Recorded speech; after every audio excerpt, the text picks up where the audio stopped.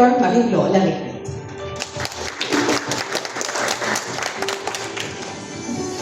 Maraming salamat, Jermaine. Isang makakalikasang umaga sa bawat isa sa atin dito ngayon. Sa atin pong mga kasama, kapwa kawani ng pamahalaan, sa civil society, academia, youth sector, ating mga kasama sa coastal communities, mga kabataan, na ulit kong babanggitin, isang karangalan at isang malaking pribilehiyo na kayong lahat ay aking bigyang pugay dito sa Philippine Mangrove Conference 2026. Siguro po ang iba sa atin dito ay nakaka-5 taon na, nakaka-10 taon na dito sa larangan na ito. Sino po yung mga ganon? Yung mga 5 years, 10 years na nagtatrabaho sa sektor na ito? Maybe nag-start kayo nung kayo 10 years old. Bakit hindi? Nahihiya naman magtaas ng kamay. So what should I assume? 20 years? Higher? 30? Ganon. Ang iba naman po sa atin, maaaring nagsisimula pa lang. Maaari kong ihanay ang sarili ko doon dahil sa Biyernes ay mag-iisang taon na ako sa Biodiversity Management Bureau. At hanggang ngayon ay hindi ko pa rin alam kung ano yung binasa ko. Subalit, bagamat 1 year pa lang po ako sa BMB, coming soon, Friday,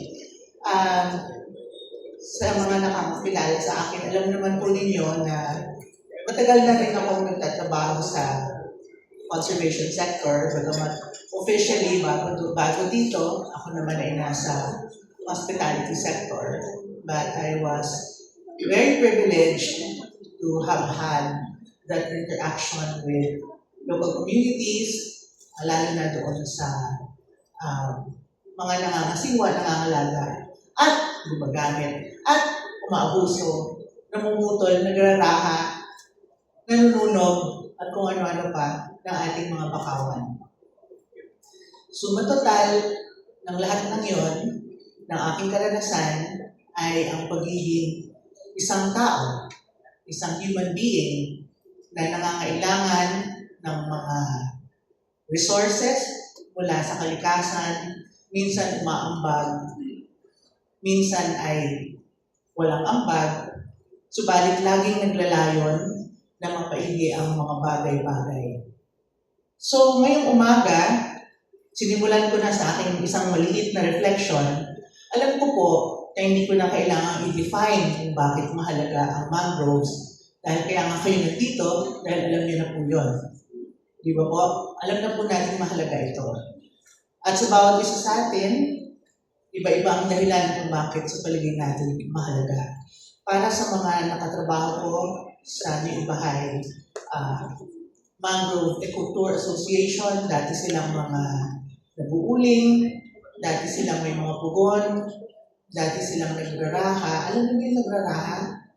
Yung nagbabalat ng balat ng mangrove para pagdating ng panahon, mamamatay na sila. Di ba? At lalawak yung daanan nila sa ilog. Yung iba naman, para mag-gather nila yung mga natutumbang mga mangrove.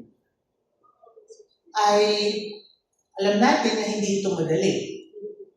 Ang maghanap buhay, una, sa Pilipinas, ay hindi na madali.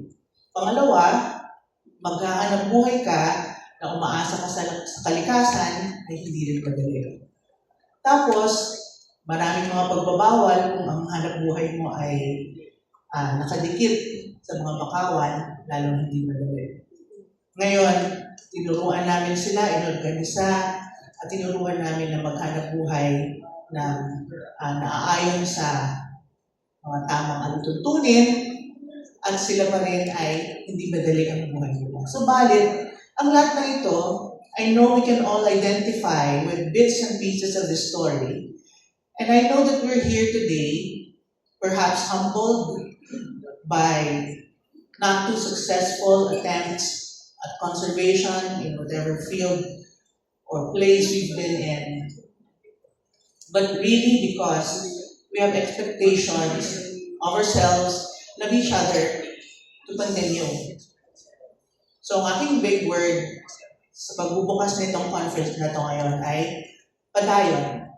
It's one of my favorite words. And usually sinasabi po yun sa dulo ng mga speeches, diba? O, padayon, sige, humayo kayo, magpatuloy kayo sa inyong mga ginagawa. So dahil napakaganda niyang word, napakaraming iba't ibang mga ethno-linguistic groups ang nag-claim sa kanya.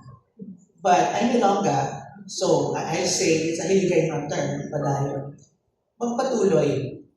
And very often when we come to conferences, we name it summits, or whatever, there is a mixture of course, great expectations. Bakit naman tayo pupunta sa isang lugar, wala naman pala tayong inaasahang mangyayaring maganda.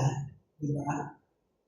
Pero I think, as you get older, especially in this space, makikita natin na, teka muna, hindi pala ito natatapos. Hindi pala natatapos ng trabaho ito. Tuloy-tuloy lang pala siya. Alam niyo po ba yun, kayong mga kabataan? Alam niyo bang hindi ito matatapos? At okay lang ba kayo kahit hindi matapos-tapos ng trabaho ito? Hindi po talaga siya matatapos. Habang tayo'y buhay, tayo ay maglalayon na maghanap ng mga paraan para lumabong ang ating mga bakawan, sila ay maalagaan, sila ay pumapalpalalo. Marami pang mga lugar sa Pilipinas at sa buong mundo ang gumawa nitong mga bagay na ginagawa natin. So mga conferences katulad nito ay lugar para isiwalat natin yung ating mga aralin at sana ay gayahin nila yung mga magaganda natin ginawa at iwasan nila yung mga ginawa natin na hindi naman nagbunga ng katagumpayan. This is really what it's all about. Of course, at the very center of our conference is the mangrove. It could be seagrass another day, it could be coral reef another day. But it really is bringing together our humanness, our humanity, our level of concern for fellow men, na alam na natin, there's no debate, it's been proven, mangroves are our line of defense. It's what lives in the tropics could actually say we are plugged into. And so, also, there have been so many experiences for us to say what the consequences are if we do otherwise, right? So, I am looking forward to what will transpire in the next few days, not just merely from someone who's been doing this, someone who looks at this with concern, someone who looks at this with great interest from the biology side of it. Kung hindi, ngayon, I'm going to pull out my government card. Government, believe it or not, actually really needs every one of you. When we say whole of government approach, we mean exactly that. We need every bit of smarts, every bit of heart, and we need it to be known. Last night, I received a call and I was told that I could actually speak on behalf of the Secretary of DNR, who unfortunately cannot make it here today. And so, may I be so bold as to say that the Secretary of DNR and everyone in this agency actually needs your help. We all need your advice. We need formulas that would inform us on how to compute for conversion of abandoned fish ponds. We'd like to solicit your support in talking to other government agencies, because obviously the government is composed of several agencies, each one with their own version of how they can move this country forward. So consider this a request, consider this a plea for every single one of you here. Baka po nandito yung sagot sa marami nating mga katanungan kung paano po natin pagtatahid-tahiin ang mga interes, ang mga kailangan ng ating bansa, ng ating mga kababayan. Habang tumataas ang presyo ng LPG, nakatingin tayo sa ating mga bakawan dahil yung ating mga kababayan na born again na mula sa pagraraha at pag-uuling, baka biglang mag-relapse, mag-backslide at bumalik sa pag-uuling.